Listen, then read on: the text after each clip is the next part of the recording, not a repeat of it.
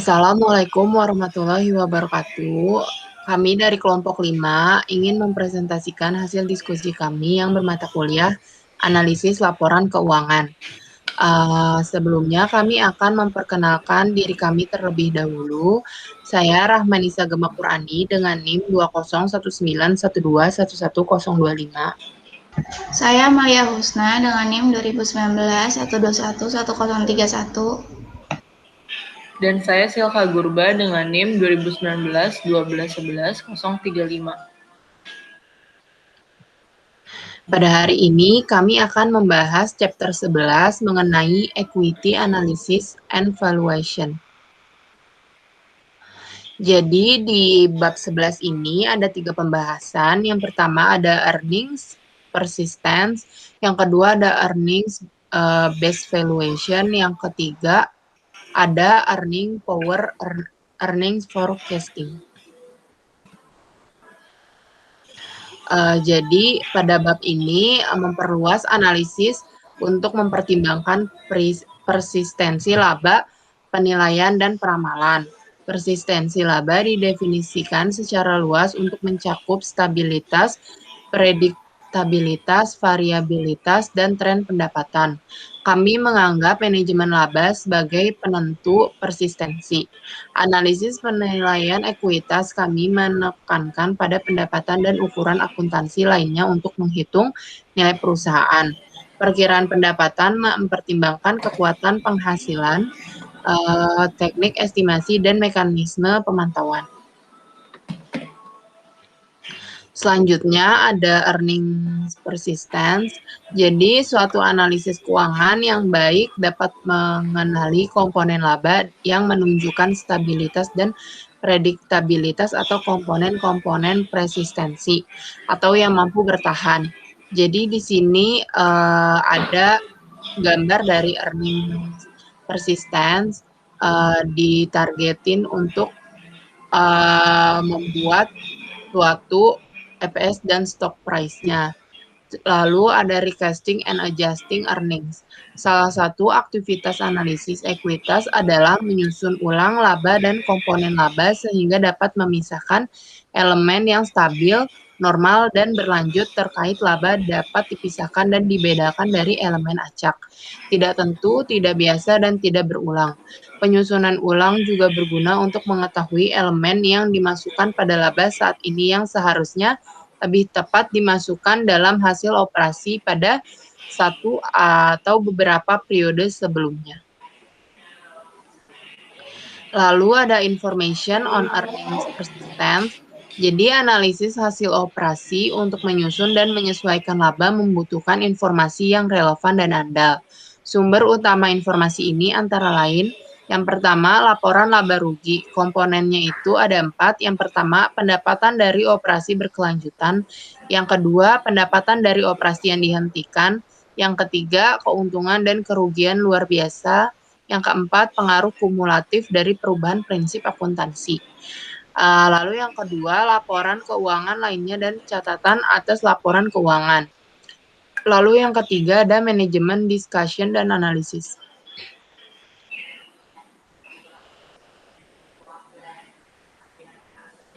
Lalu recasting earnings and earnings components.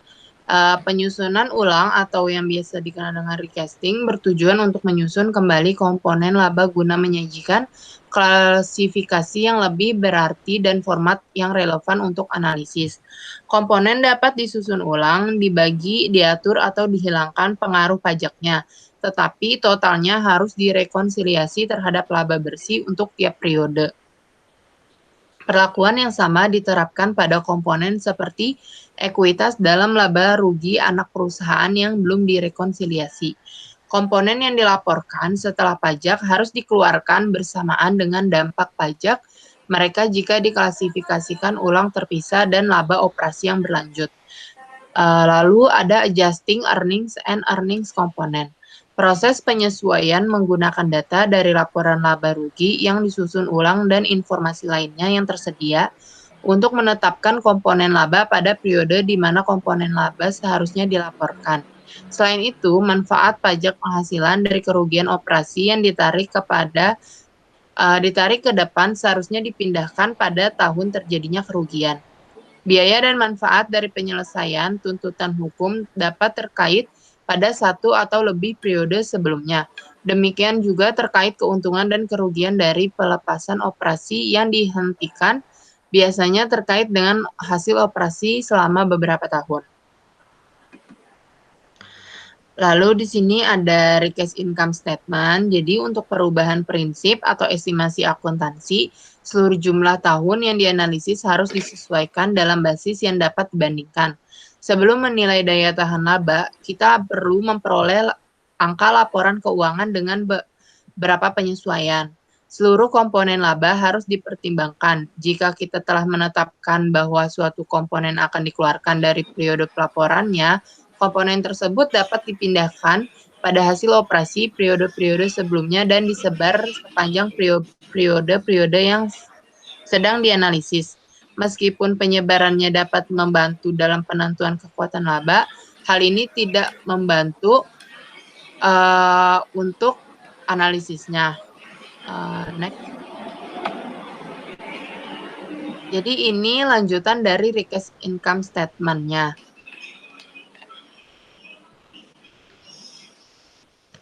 Lalu di sini ada adjusted income statement atau penyesuaian income statement. Jadi sebelum menilai persistensi laba, penting untuk mendapatkan angka laporan laba rugi terbaik dengan penyesuaian.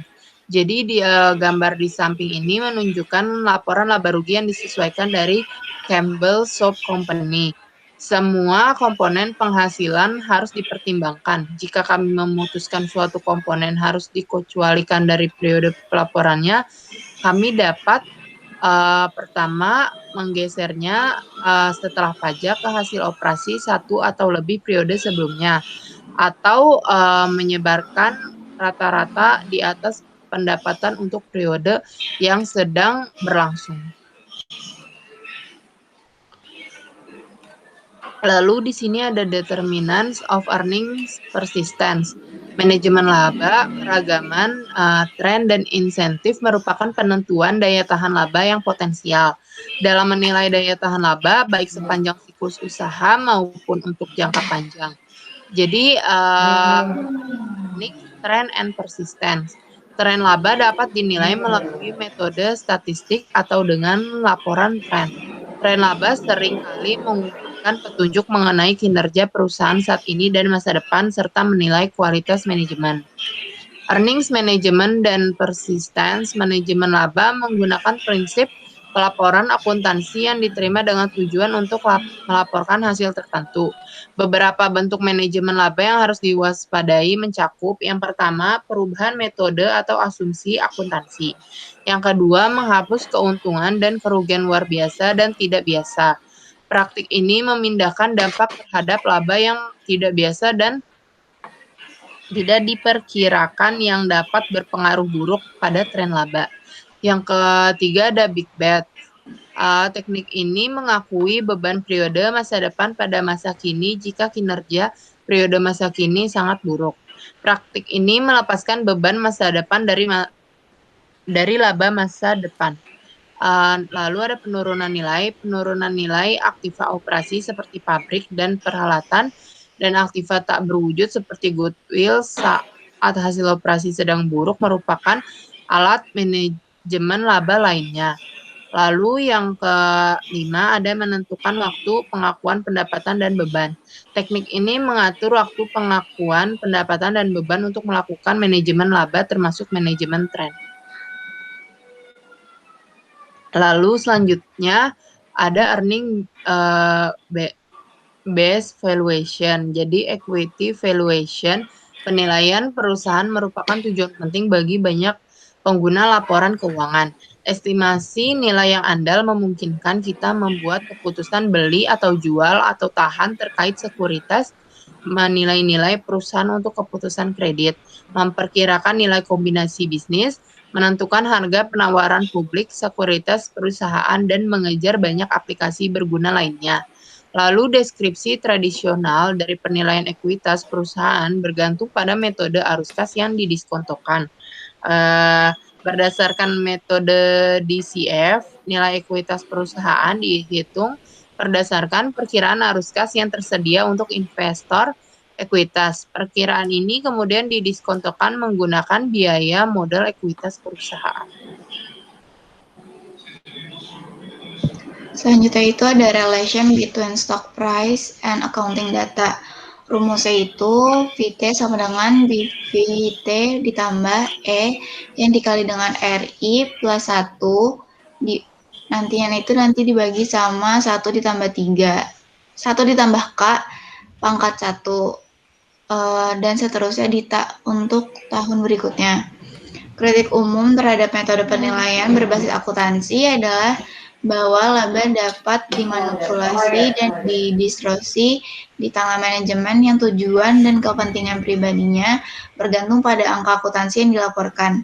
Oleh karena itu, dalam metode ini muncul pertanyaan, apakah potensi manipulasi data akuntansi mempengaruhi keakuratan estimasi berbasis akuntansi atau perakiraan nilai perusahaan? Jawabannya itu hanya yang pertama daya yang didasarkan pada kenyataan bahwa analisis menggunakan data akuntansi yang dilaporkan dan informasi lain sebagai dasar untuk memproyeksikan profitabilitas di masa depan. Yang kedua ada tidak yang didasarkan bahwa pilihan akuntansi mempengaruhi pendapatan dan nilai buku. Selanjutnya itu ada fundamental valuation multiply. Yang pertama itu ada price to book atau PB ratio. Rumusnya itu market value of equity dibagi dengan book value of equity. Dengan mengganti ekspresi berbasis akuntansi untuk nilai ekuitas pembilangnya, rasio PB dapat dinyatakan dalam akuntansi sebagai berikut. Ada rumus itu VT dibagi dengan BVT sama dengan 1 ditambah dengan ROCE T ditambah 1 dikurang K nanti dibagi sama 1 ditambah K dan seterusnya untuk tahun-tahun berikutnya. Ketika ROCE masa depan dan atau pertumbuhan nilai buku meningkat, rasio PB meningkat. Yang kedua, ketika biaya atau resiko modal ekuitas K meningkat, rasio PB akan menurun. Yang ketiga, jika nilai sekarang dari sisa pendapatan masa depan adalah positif atau negatif, rasio PB lebih besar atau kurang dari 1. Ini yang kedua, ada price to earning atau PE rasio.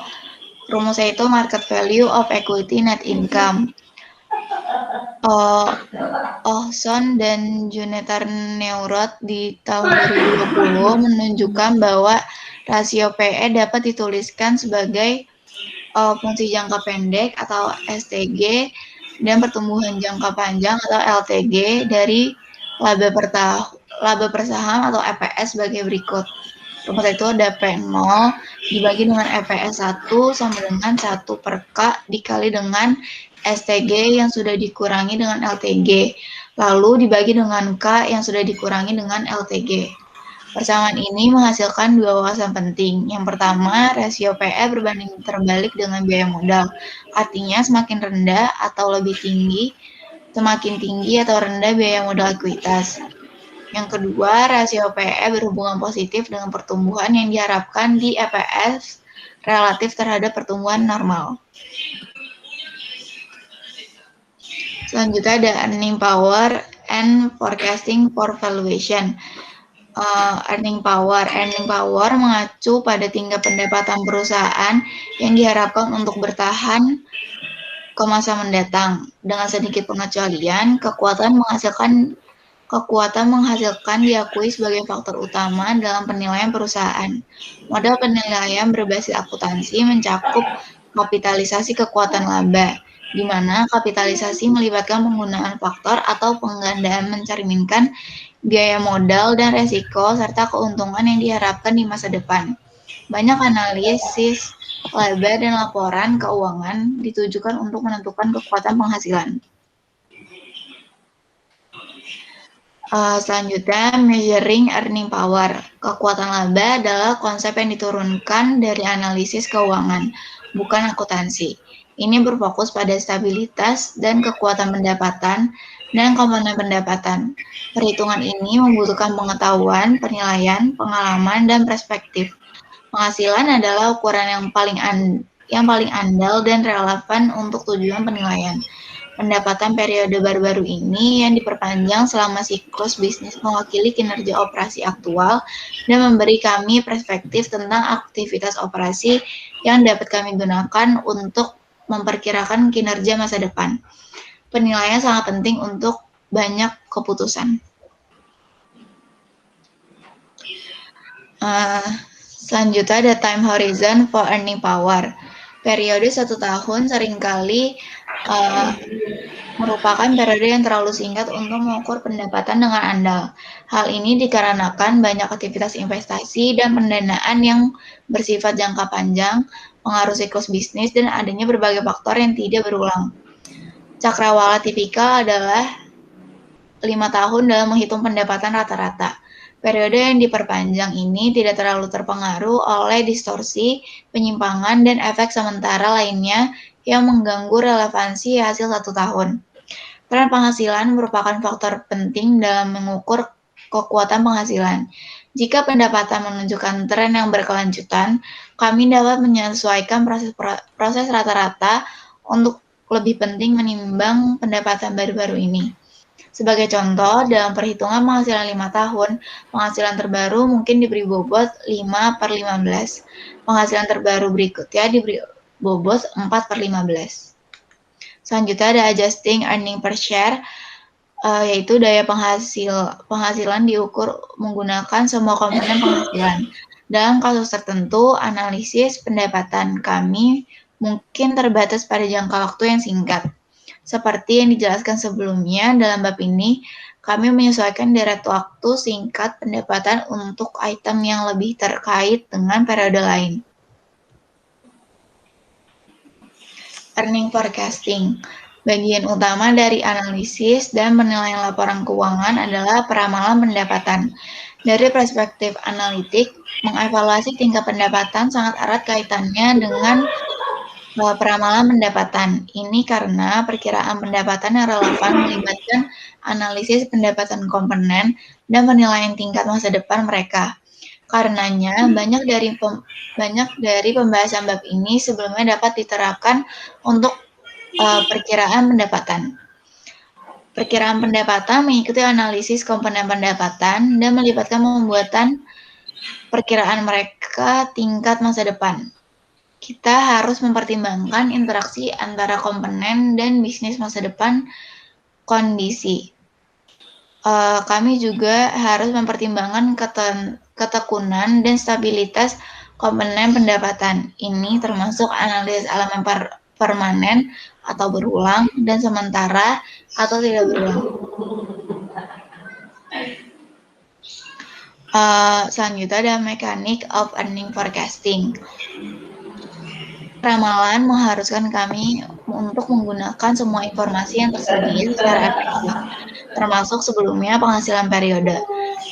Peramalan juga mendapat manfaat dari disagregasi. Disagregasi melibatkan penggunaan data menurut lini produk atau segmen dan sangat berguna saat ini. Segmen berbeda berdasarkan risiko, profitabilitas, atau pertumbuhan.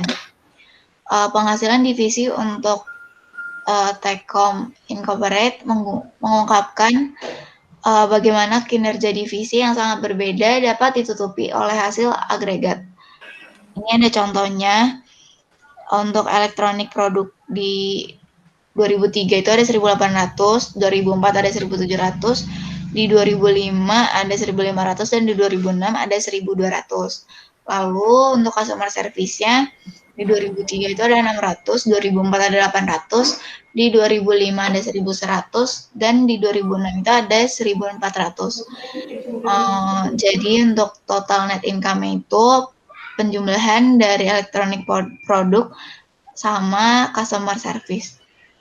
Untuk total net income di 2003 itu ada 2.400, 2004 ada 2.500, di 2005 ada 2.600, dan di 2006 ada 2.600. Kita juga harus membedakan perkiraan dari ekstrapolasi. Ekstrapolasi biasanya mengasumsikan kelanjutan tren dan secara mekanis memproyeksikan tren itu ke dalam masa depan. Selanjutnya ada elemen in earning forecasting. Kita tidak boleh mengacaukan masa lalu perusahaan dengan masa depannya dan ketidakpastian perkiraan. Kita juga harus ingat bahwa pendapatan adalah pendapatan total dikurangi total biaya, dan perkiraan pendapatan mencerminkan komponen-komponen ini. Perubahan yang relatif kecil pada suatu komponen dapat menyebabkan perubahan pendapatan yang besar. Elemen lain dalam perkiraan laba adalah memeriksa kewajaran perkiraan. Pengembalian modal yang diinvestasikan bergantung pada pendapatan di mana pendapatan adalah produk dari kualitas dan aset manajemen pengelolaan. Yang pertama itu ada kualitas manajemen. Dibutuhkan manajemen yang cerdas untuk menghidupkan aset dengan menggunakannya secara menguntungkan dan efisien. Untuk mengasumsikan stabilitas hubungan dan tren menyarankan tidak ada perubahan besar dalam keterampilan, kedalaman, dan kesinambungan manajemen. Ini juga menyarankan tidak ada perubahan besar dalam jenis bisnis di mana keterampilan manajemen terbukti. Yang kedua ada manajemen aset. Ini merupakan elemen kedua dari operasi yang menguntungkan adalah manajemen aset dari keberhasilan dalam mendanai aset tersebut. Perusahaan membutuhkan aset untuk memperluas operasi, kesinambungan keberhasilan dan perakiraan pertumbuhan bergantung pada sumber pembiayaan dan pengaruhnya terhadap pendapatan. Ini ada reporting earning forecast, yaitu beberapa tahun terakhir telah menyaksikan peningkatan minat dalam mengungkapkan perkiraan pendapatan oleh perusahaan. Kita harus menyadari bahwa perkiraan atau orang dalam berbeda dengan perkiraan yang dibuat oleh analis keuangan atau orang luar. Keandalan perkiraan bergantung pada akses informasi dan asumsi yang dibuat. Penggunaan perakiraan manajemen atau analisis dalam analisa kami bergantung pada penilaian asumsi yang mendasari mereka. SEC mendorong perakiraan yang dibuat dengan itikat baik dan memiliki dasar yang masuk akal. Ini disertai dengan informasi yang memadai bagi investor untuk menilai keandalan.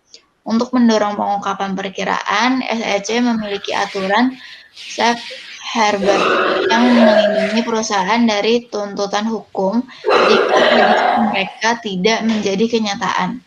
Aturan ini melindungi perusahaan asalkan perakiraan mereka didasarkan secara wajar dan dibuat dengan itikat baik.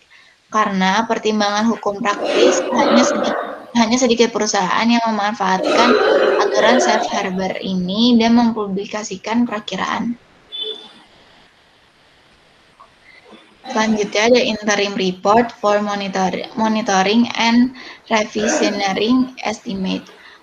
Menilai kekuatan penghasilan atau perkiraan pendapatan perusahaan bergantung pada perkiraan kondisi masa depan yang tidak dapat diverifikasi. Analisis kami harus terus memantau kinerja perusahaan dan membandingkannya dengan perkiraan dan asumsi terbaru.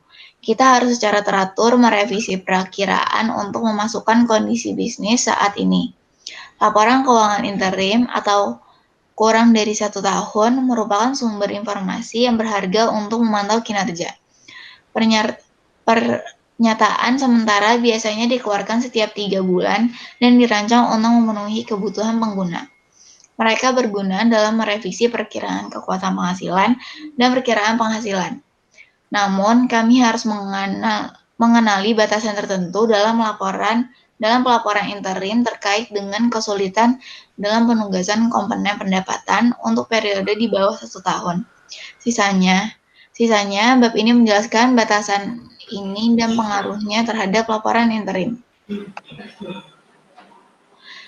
Selanjutnya ada period and accounting adjustment, yaitu menentukan hasil operasi untuk periode 1 tahun, membutuhkan banyak penyesuaian akrual dan perkiraan. Penyesuaian akhir tahun ini seringkali rumit, memakan waktu, dan mahal. Contohnya termasuk pengakuan pendapatan, penentuan biaya persediaan, pengalokasian overhead, memperoleh nilai pasar sekuritas, dan memperkirakan kredit macet. Penyesuaian untuk periode interim seringkali kurang lengkap dan menggunakan informasi yang kurang dapat diandalkan dibandingkan periode tersebut mitra akhir tahun. Ini kemungkinan menghasilkan ukuran pendapatan yang kurang akurat untuk sementara periode. Selanjutnya, seasonality and business activities. Banyak perusahaan mengalami musim dalam aktivitas bisnisnya. Penjualan, produksi, dan aktivitas operasi lainnya seringkali tidak merata di seluruh periode interim. Ini dapat mendistorsi perbandingan pendapatan sementara. Ini juga menimbulkan masalah dalam mengalokasikan biaya diskresioner tertentu seperti periklanan, penelitian, pengembangan, perbaikan, dan pemeliharaan. Jika biaya ini berbeda dengan penjualan, biasanya biaya tersebut diakru berdasarkan penjualan yang diharapkan selama setahun penuh. Masalah pelaporan juga mencakup pengalokasian biaya tetap lintas periode interim. Selanjutnya kita akan membahas tentang integral reporting method.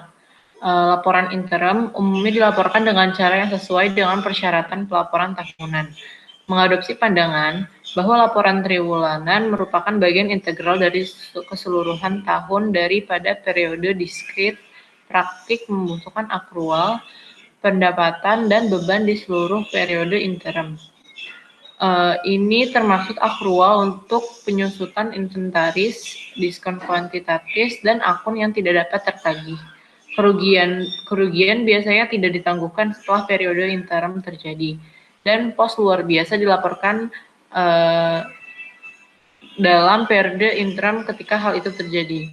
Tetapi penambahan biaya iklan tidak dapat diterima karena keuntungannya tidak dapat diantisipasi, dan demikian pula likuidasi inventaris LIFO tidak dipertimbangkan untuk periode interim, dan hanya penurunan permanen dalam nilai inventaris yang dicatat untuk laporan interim. Sebaliknya, pajak penghasilan diakrualkan dengan menggunakan tarif pajak efektif yang diharapkan untuk periode tahunan. Selanjutnya ada SEC Interim Reporting Requirements. SEC sangat tertarik dalam pelaporan interim. Ini membutuhkan laporan triwulanan atau formulir 10 question. Laporan perkembangan terkini atau formulir 8K mengungkapkan hasil kuartal keempat yang terpisah dan rincian penyesuaian akhir tahun. Ada beberapa persyaratan pelaporan untuk laporan interim yang diajukan ke SEC. Persyaratan utama meliputi yang pertama, data laporan laba rugi sementara dan tahun ke tahun komparatif dapat diberi label tidak diaudit tetapi harus dimasukkan dalam laporan tahunan. Untuk perusahaan kecil dibebaskan. Yang kedua ada neraca komparatif. Yang ketiga ada laporan arus kas year to date. Yang keempat ada informasi pro forma tentang kombinasi bisnis dicatat sebagai pembelian. Yang kelima, kesesuaian dengan prinsip akuntansi yang diterima dan pengungkapan akuntansi perubahan, termasuk surat dari auditor yang melaporkan apakah ada perubahan lebih baik. Yang keenam, analisis naratif manajemen atas hasil operasi dengan menjelaskan perubahan dalam pendapatan dan beban selama periode interim. Dan yang terakhir, pengungkapan apakah formulir 8K diajukan selama periode tersebut, dan melaporkan penyesuaian pendapatan yang tidak bisa atau pergantian auditor. Pengungkapan ini diyakini dapat membantu pengguna dalam lebih memahami bisnis perusahaan secara NES. Mereka juga diyakini dapat membantu pengguna dalam memperkirakan tren aktivitas bisnis lintas periode secara tepat waktu. Lalu ada analisis implication of intern reports. Analisis kami harus menyadari kesalahan estimasi dan kebijaksanaan yang melekat dalam laporan sementara. Keterlibatan auditor yang terbatas dengan laporan intern mengurangi keandalan mereka relatif terhadap laporan keuangan tahunan yang diaudit. Peraturan bursa menawarkan beberapa meskipun terbatas jaminannya. Namun tidak semua persyaratan laporan untuk laporan intern selalu terbaik untuk analisis kami.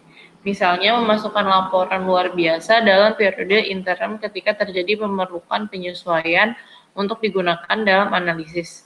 Demikian pula meskipun biaya yang timbul di seluruh periode interim adalah wajar, analisis kami harus mengingat tidak ada aturan yang tepat yang mengatur akrual ini. Mengalihkan biaya dalam periode interim seringkali lebih mudah daripada mengalihkan pendapatan. Oleh karena itu, analisis lebih sering menekankan pendapatan sementara sebagai ukuran kinerja sementara. Lebih lanjut, masalah musiman tertentu dengan laporan sementara diatasi dengan menghitung angka kumulatif dari tahun ke tahun termasuk hasil kuartal terbaru. Selanjutnya akan ada soal dan jawab. Yang pertama, data keuangan untuk Wisconsin Wilderness Incorporated diproduksi di bawah ini. Short term liability sebesar $500, lalu ada long term liabilities sebesar $800, dan ada equity capital sebesar $1.200, cash from operation $300, pre-tax income $200, dan interest expense sebesar $40. Tunjukkan pengaruh yang dimiliki setiap transaksi dan peristiwa Wisconsin Wilderness 1 hingga 10 di bawah ini terhadap masing-masing dari 4 rasio di bawah ini. Setiap transaksi atau peristiwa tidak bergantung pada yang lain. Pertimbangkan hanya efek langsungnya saja. Gunakan I untuk kenaikan, D untuk penurunan, dan NE untuk tidak berpengaruh. Yang A ada total debt to equity, yang B long term debt to equity, C earnings to fixed charge exceeds 1.0 before transaction and events, yang D cash flow to fixed charges exceed 1.0 before transaction and events. Pertama, increase in tax rate. Yang kedua, retire bonds dan dibayarnya secara cash. Yang ketiga, issue bonds to finance expansion. Yang keempat, issue preferred stock to finance expansion. Yang kelima, depreciation expense increase. Yang keenam, collect accounts receivable. Yang ketujuh, refinance debt resulting in higher interest costs. Yang kedelapan, capitalize higher proportion of interest expense.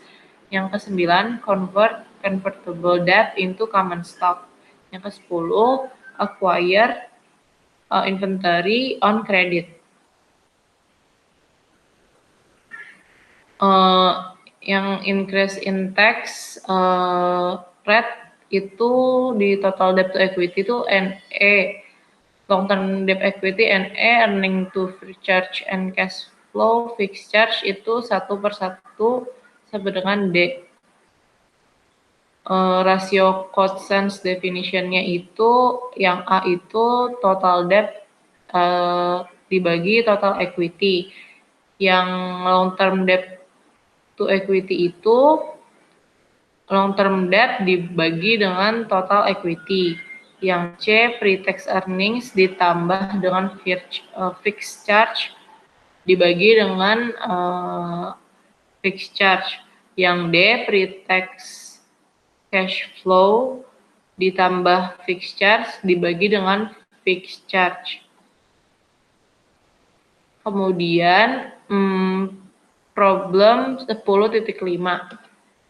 Anda adalah seorang analisis investasi di Valley Insurance, Robert Joly, CFA, dan atasan Anda baru-baru ini meminta Anda untuk menyiapkan laporan likuiditas GANS Corporation. GAN adalah produsen alat berat untuk industri pertanian, kehutanan, dan pertambangan. Bagian besar kapasitas pabriknya berlokasi di Amerika Serikat dan sebagian besar penjualannya dilakukan secara internasional. Bankir investasi GAN menawarkan Valley Insurance untuk berpartisipasi dalam masalah surat hutang penempatan pribadi. Di luar analisis rasio tradisional, memo Anda kepada Joly menekankan hal-hal berikut. Yang pertama, rasio GAN saat ini adalah 2:1. Yang kedua, selama tahun fiskal sebelumnya, modal kerja GAN meningkat secara substansial. Yang ketiga, sementara pendapatan GAN berada di bawah level rekor. Pengendalian biaya yang ketat menghasilkan tingkat profitabilitas yang dapat diterima dan memberikan dasar untuk likuiditas yang berkelanjutan. Setelah meninjau memo Anda, Joly menolaknya sebagai sama sekali tidak memadai. Bukan karena memo tersebut tidak memasukkan analisis kuantitatif rasio keuangan, tetapi karena tidak menangani likuiditas secara efektif. Joly menulis likuiditas adalah masalah kas dan analisis likuiditas adalah proses pengevaluasi resiko. Apakah perusahaan dapat membayar hutangnya pada saat jatuh tempo? Perbedaan dan ketidakkonsistenan definisi modal kerja tidak cukup untuk mengatasi masalah ini. Analisis modal kerja hanya memperhitungkan perubahan posisi modal kerja perusahaan dan menambahkan sedikit penilaian likuiditas. Yang pertama, identifikasi 5 item informasi utama yang secara langsung mencerminkan likuiditas GAN yang harus Anda coba peroleh dari laporan keuangan dan wawancara manajemen perusahaan ini. Informasi relevan yang mungkin tidak diperoleh dari catatan atas laporan keuangan meliputi yang pertama, rincian kredit bank GAN termaksud total jalur kredit, proporsi yang saat ini tidak digunakan, suku bunga, dan persyaratan kredit.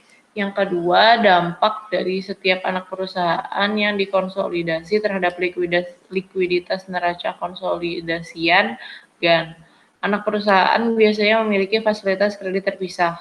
Oleh karena itu, solvabilitas anak perusahaan belum tentu dapat diakses oleh kreditor perusahaan induk. Yang ketiga, kewajiban pendanaan pensiun GAN. Apakah ada kewajiban yang tidak didanai? Jika iya, apa kewajiban keuangan di masa depan? Informasi relevan tambahan yang harus Anda coba peroleh dari manajemen GAN mencakup yang pertama, informasi penerimaan dan pembayaran kas tahun-tahun sebelumnya dan atau triwulanan. Yang kedua, laporan perkiraan 1 tahun atau lebih dari tanggal jatuh tempo dan jumlah piutang dan hutangnya. Yang ketiga, anggaran belanja modal yang direncanakan. Yang keempat, anggaran pembiayaan jangka panjang yang direncanakan. Yang B, identifikasi 5 penilaian keuangan dan ekonomi kualitatif khusus untuk GAN dan industrinya yang harus Anda pertimbangkan dalam menganalisis lebih lanjut likuiditas GAN. Penilaian kualitatif yang ingin Anda lakukan terkait GAN Corporation dan industrinya meliputi yang pertama itu fleksibilitas keuangan GAN dalam hal kemampuannya untuk melikuidasi aset tanpa mempengaruhi profitabilitas. Yang kedua, inflasi atau perubahan harga yang berlaku untuk GAN dan industrinya, termaksud bahan mentah, serikat pekerja, fleksibilitas harga produk. Yang ketiga, daya saing GAN di industri dalam negeri, yaitu beberapa mutakhir pabrik dan peralatannya. Juga apakah belanja modal besar akan dibutuhkan dalam waktu dekat. Yang keempat, bagaimana industri dan GAN bersaing secara internasional dan apakah ada perkembangan industri internasional yang merugikan di luar kendali GAN. Selain penilaian kualitatif umum, GAN ini, Anda ingin mempertimbangkan penilaian kualitatif yang lebih spesifik berikut ini. Yang pertama, program pengendalian biaya. Bagaimana program pemotongan biaya berdampak pada fleksibilitas keuangannya dan seberapa ramping operasinya. Apakah ada aset yang dapat dibuang tanpa berdampak negatif pada produktivitas atau probabilitas, dan apakah program tersebut terlalu intens sehingga peluang jangka panjang hilang. Orientasi komoditas dari lini produk. Yang pertama, apa yang terjadi dengan harga komoditas selama beberapa tahun terakhir. Yang kedua, apakah pasar untuk berbagai produk lini produkan lemah. Lalu ada fasilitas pabrik US. Bagaimana kekuatan atau kelemahan dalam dolar US mempengaruhi posisi kompetitif perusahaan selama beberapa tahun terakhir. Yang kedua, seberapa kompetitif GAN secara internasional. Yang ketiga, akan dipaksa untuk diversifikasi operasi secara internasional dan meningkatkan produktivitas pabrik. Yang terakhir, bagaimana program belanja modal berkelanjutan yang besar mempengaruhi solvabilitas. Sekian dari kelompok kami, kurang lebihnya mohon maaf. Wassalamualaikum warahmatullahi wabarakatuh.